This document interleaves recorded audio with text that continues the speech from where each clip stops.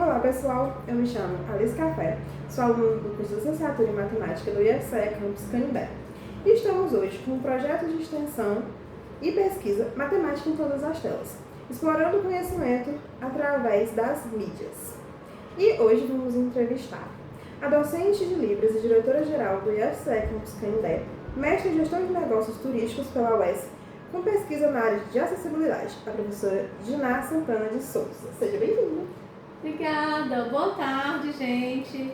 Eu quero agradecer o convite, para participar do podcast da matemática, porque a matemática se mete tudo aqui.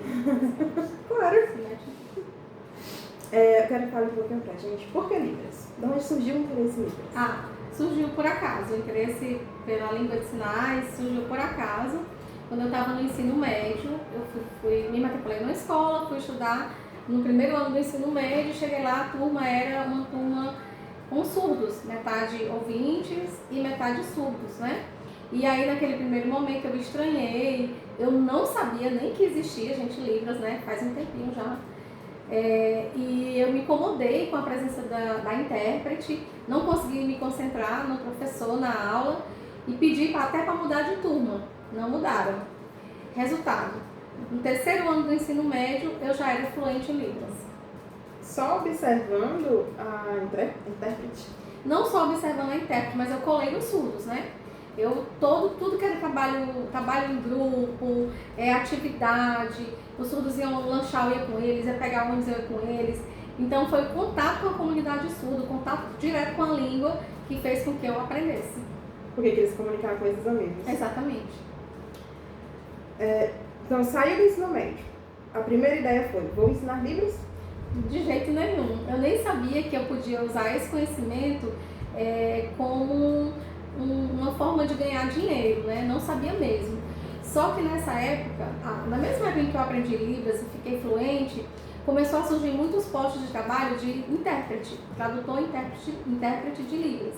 E aí eu comecei a participar desses momentos, primeiro freelancer, ia participar de um evento, de uma palestra, e depois eu fui contratada por uma universidade, comecei a ser intérprete de uma universidade particular, uma, duas, em algumas, né? E foi muito por acaso que eu comecei. Então, o primeiro lugar como professora foi aqui no IFCE? Como professora de Libras mesmo, foi aqui no IFCE. Como chegou no IFCE? De ônibus. Que bom, né? Não, foi também muito por acaso, né? Foi assim, eu me formei em letras, porque na época que eu entrei na faculdade, ainda não existia o curso de licenciatura em letras Libras, não existia em nenhuma universidade do Brasil. E aí eu entrei no curso de letras nem pensando em Libras, porque eu gostava mesmo de literatura, entrei na letras por causa da literatura. E aí me formei em letras, inicialmente fiz francês, depois mudei para português. Quando eu me formei, né, foi um caminho, digamos, histórico em conjunto, em paralelo. Quando eu me formei, assim, um pouco antes de eu me formar, saiu um decreto 5626 que instituiu a disciplina de Libras como obrigatória em todos os cursos de licenciatura, certo? Só que o decreto saiu, mas não tinha curso superior de letras Libras, né? Então os concursos começaram a acontecer com que tipo de exigência? O candidato tinha que ser formado em letras, aí era o meu caso, mas realmente foi por acaso, e tinha que ter fluência na Libras com uma certificação do MEC, que se chamava na época ProLibras. E aí eu tinha o ProLibras, né? E consegui entrar no concurso do IFCE. Tá aqui há quantos anos? Estou aqui desde 2014, há 11 anos. 11 anos já. Uma jornada longa, né, por aqui. Passou por muitas turmas. Passei por muitas turmas. Qual foi a primeira? A primeira turma aqui no Campus Canindé que eu ensinei Libras foi a turma de Educação Física. Uma turma muito legal. Gostei muito de dar aula para eles, foi uma experiência muito bacana. Foi a primeira vez que eu ensinei Libras e a primeira vez no ensino superior. Com o tempo fica mais automático a forma de ensinar? Ou sempre é um desafio? É uma pergunta difícil. Depende muito da turma, porque às vezes quando a turma não tem interesse, não rende, não colabora, Porque o processo ali de ensino e aprendizagem não é só do professor. Então, se a turma não colabora, fica automático. Eu chego lá e dou aula que eu já sei dar. Agora, quando a turma puxa, não, aí é sempre um desafio. Lembra da primeira turma de matemática? Lembro. A primeira turma de matemática não foi diferente das outras turmas de matemática. Que bom, né? Eu gosto muito das turmas de matemática. Era uma turma pequena, né? Matemática, mas não somos tão numerosas. Geralmente são turmas pequenas. Acho que a turma maior de matemática que eu peguei tinha 20 alunos também, porque já é no final do curso, né? E a menor? 3. 1, 2, 3. Eu era uma. Às vezes faltava 30% da turma. E quando faltava 60%, que era difícil, né? Tá, então já que tocamos em matemática, como é ensinar livros na matemática? Gente, pois é. Eu nunca fui uma boa aluna de matemática. Eu nunca me dei bem com matemática. Mas eu amo dar aula nas turmas de matemática. De verdade. Por quê? Eu comparo o perfil do meu aluno de matemática com o perfil do meu aluno nas outras licenciaturas, né? Aqui em Canindé nós temos 4 licenciaturas. E aí eu comparo o perfil. E é um perfil um pouco diferente, mas que me agrada muito.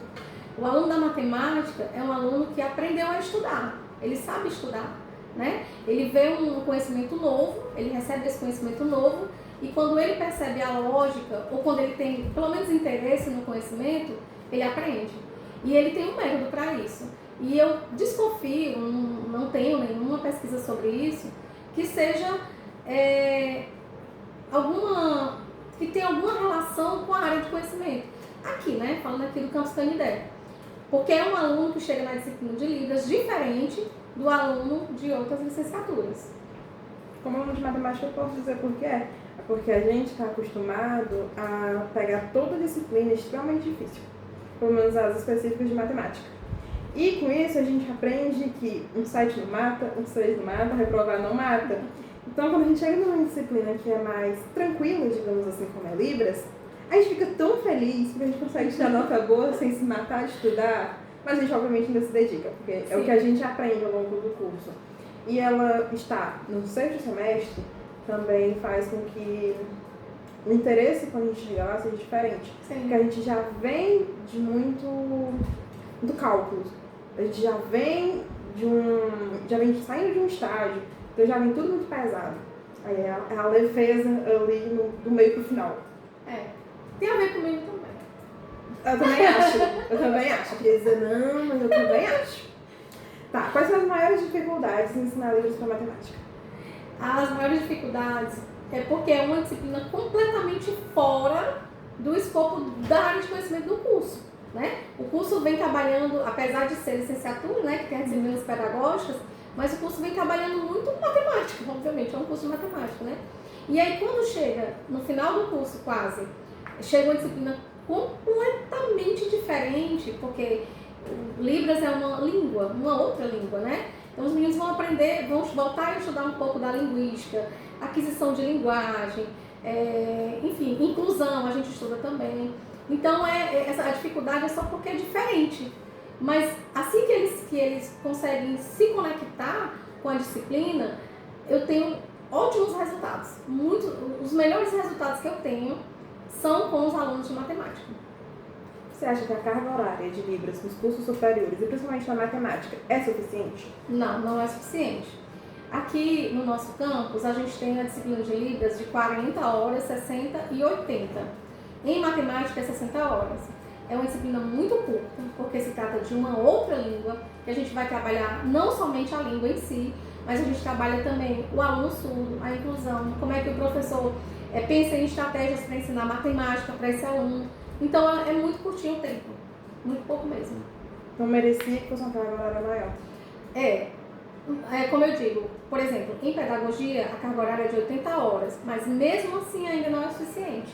Quanto mais de 60, né? Que é praticamente aprender um idioma. Mas não vai dar. Não vai estar. Não dá tempo em 6 meses. Não dá. Então, o que a senhora tem feito, como professora de Libras e agora como diretora do nosso campus, para diminuir essas dificuldades encontradas nesses cursos, principalmente na matemática? Pronto. A gente abriu agora um curso de extensão de Libras, né? Que é uma forma de ampliar esse conhecimento na língua. Então, o curso de extensão atualmente ele tem uma turma à noite, mas a gente, semestre que vem, nós vamos abrir 2 turmas. É um curso que tem vaga para a comunidade externa, mas também para os nossos alunos de licenciatura. E muita gente vai, entendeu? Muita gente vai, amplia seus conhecimentos para que até ajude. E aí, gente, o conhecimento de Libras não é só para a vida profissional, não, entendeu? É como cidadão mesmo. Além disso, a gente tem um projeto no NAPNE chamado Encontro com Libras. São encontros em que as meninas surdas que organizam, nós temos alunas surdas no nível superior, elas organizam, trazem uma temática, conversam em Libras, então todo mundo pode participar, é só se informar quando é que acontece. E também nós recebemos mais 2 postos de TILSP, né? A gente tinha, que são tradutores e intérpretes de Libras e português. Nós tínhamos 4 intérpretes, agora nós temos 6, né? Isso também ajuda na divulgação da língua, né? Então, você acha que hoje o campus ele está preparado para receber alunos surdos? Nós temos uma boa preparação para receber alunos surdos e a gente trabalha também por demanda. Então, quanto mais alunos surdos chegar, mais intérprete a gente vai contratar. Mas sim, nós já temos um bom conhecimento, uma boa base para receber alunos surdos, porque nós já temos alunos surdos. Muito bom. Dentro do ensino de Libras, existe algum programa, algum software, aplicativo que seja disponibilizado para os alunos para dar esse auxílio? Tem sim, gente. Tem vários aplicativos, inclusive gratuitos, que vocês podem baixar. O mais famoso dele é o Rentalk, que o nome, tem até um avatarzinho, o nome do bonequinho é Hugo, né? Então vocês podem baixar. Tem o ProDef, que é um aplicativo brasileiro, que também tem um avatarzinho, você coloca lá a palavra ou a frase, aí o avatarzinho vai e traduz para você. Então ajuda bastante. Tem vários outros, basta vocês darem uma pesquisada no Google. Aplicativos para auxiliar na aprendizagem de Libras, por exemplo. Mas os mais famosos são esses. Agora, uma dúvida que talvez algumas pessoas tenham. Libras é a língua brasileira de sinais, certo? Então, se eu sou fluente em Libras, não significa que eu sou fluente em todos os países. Exatamente. Primeira aula, né, Alice? Foi a primeira aula? Na primeira aula a gente aprende que a Libras, que a língua de sinais não é universal. Ou seja, Libras é a língua de sinais do Brasil. E cada país tem a sua língua de sinais. Então, se você é fluente em Libras, é só em Libras. Você vai ter que aprender a língua de sinais dos Estados Unidos, por acaso, né? De Portugal. Como são os idiomas, né? Falados. É como se o Brasil tivesse 2 idiomas, português e inglês. Mais ou menos, né? Oficial não. Oficial nós temos só o português, né? Mas a língua de sinais brasileira a gente diz que é a língua oficial dos surdos brasileiros, né? Mas ela não é como se fosse uma segunda língua oficial. Existe até uma confusãozinha, né, em relação a isso. Mas ela é considerada como língua. Isso aí é oficial. Quais os maiores desafios enfrentados pela senhora na disciplina de Libras com futuros professores de matemática? Os maiores desafios... Eu acho que os maiores desafios que a gente enfrenta, vou falar da gente porque eu e do meu aluno que vai ser professor, do meu futuro colega, né? O maior desafio, gente, é o tempo muito curto para se discutir isso. Porque na disciplina de Libras eu ainda trago uma discussão sobre inclusão, acessibilidade geral, né? Esse a gente fala geral, que não dá conta. Então, uma coisa que a gente já fez, inclusive eu tenho uma pesquisa inicial, que foi uma orientanda minha do curso de matemática, a gente começou essa pesquisa, que ela fez uma análise da matriz curricular e tudo, e a gente percebeu que, aí sim, comparando matemática com as nossas outras licenciaturas, é o curso de licenciatura em que menos aparece o tema acessibilidade e inclusão. Menos. Em todas as disciplinas, quando você coloca, esse tema ele não atravessa outras disciplinas. Então, quando o aluno de matemática chega para mim, lá no 6º semestre, né? Ele não sabe, ele não sabe, por exemplo, que a gente não se refere ao surdo como surdo. Ainda vem falar de surdo, de mudinho, não sei o quê.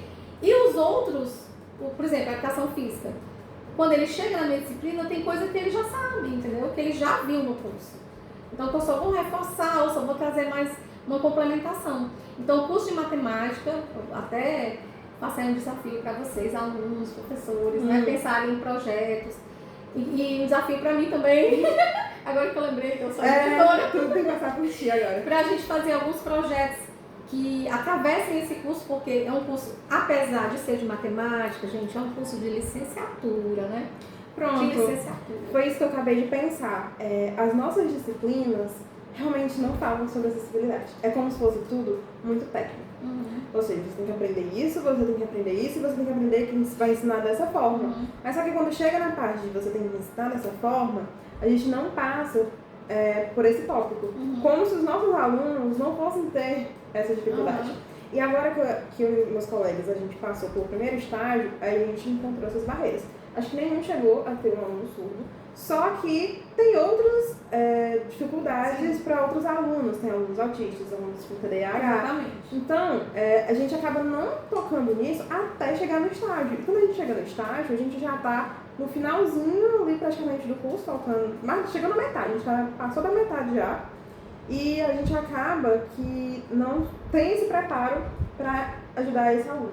Como se a gente chegasse na sala, a gente desse o conteúdo e a gente ficasse esperando que a escola vai dar um suporte para aquele aluno. Em vez da gente saber como ser um suporte para aquele aluno. Isso. Pronto. É porque o tema de acessibilidade, inclusão, educação especial, esse tema, ele era para ser... era para ser atravessado, né? Vamos usar essa palavra. No curso todo, né? E aí não só matemática, mas qualquer licenciatura.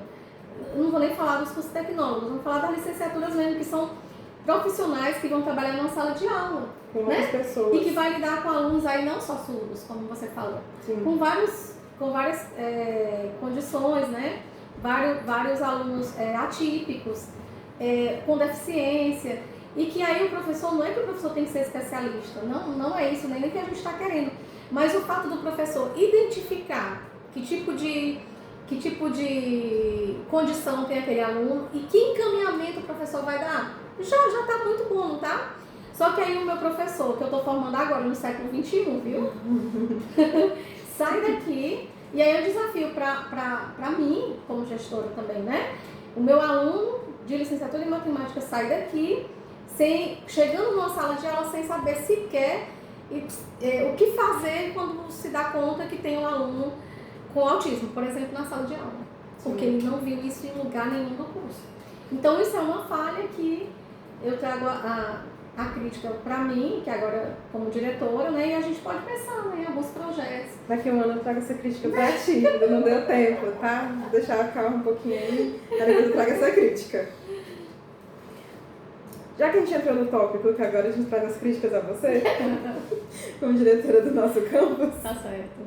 há alguma proposta de ensino, pesquisa ou extensão a ser desenvolvida a pequeno, médio ou longo prazo para a comunidade surda do IFCE Campus Canindé, uma vez que há alunos surdos no ensino médio e no superior? Bom, a gente já sabe que agora tem a oferta da disciplina extracurricular, que agora é ofertada em um horário, mas no próximo ano, próximo semestre, né? Para ser ofertada. A disciplina extracurricular não, é curso de extensão. Pronto, Curso de extensão. No caso das nossas alunas surdas no ensino médio, a gente tem uma particularidade. Foi o que aconteceu. As meninas chegaram aqui e a gente só descobriu que elas eram surdas no primeiro dia de aula. Os pais não... Elas não... Na matrícula não pediram nós não ajuda para os Nós não fomos informados. O que a gente descobriu? Que elas não tinham tanta fluência na Libras. Então, se elas não têm tanta fluência na Libras, como é que elas aprendem todos os outros conteúdos, né? Então, a gente fez um projeto em que a gente vai fazer uma disciplina, aí sim, uma disciplina extracurricular dentro do curso de eventos, que é o curso delas. E todo semestre elas vão ter uma disciplina de 80 horas de Libras como L1, que é diferente, porque a forma como eu ensino para vocês é Libras como L2, como segunda língua. Elas vão aprender Libras como L1, como primeira língua. E toda a turma vai aprender junto com elas, certo? Então vai ter essa disciplina de 80 horas durante todo o curso. Além disso, elas vão ter um atendimento no contraturno para aprender Libras, né, com esse reforço de Libras. E além disso, como eu disse, a gente tem o projeto Encontro com Libras, e inclusive convido todos vocês para participarem. Pronto, essa situação já me traz um pensamento. Quando a gente chega no estágio 3, a gente vai para o ensino médio, a gente vai ensinar no ensino médio. Então, tem pessoas que escolhem vir estagiar no IFCE. Então, enquanto professor de matemática, a gente já vai encontrar essa dificuldade. Isso. Com essas alunas ou com futuras alunas que podem entrar até as turmas irem chegando no ensino médio. Exatamente. Aí eu faço um comentário. Os seus professores, que são professores aqui, Sim. são seus professores e são professores do médio, certo? Sim. Pronto, tá lá como estagiário, ele tá como professor. Ele tem a mesma dificuldade. A mesma. Só que tem uma diferença. Ele se formou há muito tempo.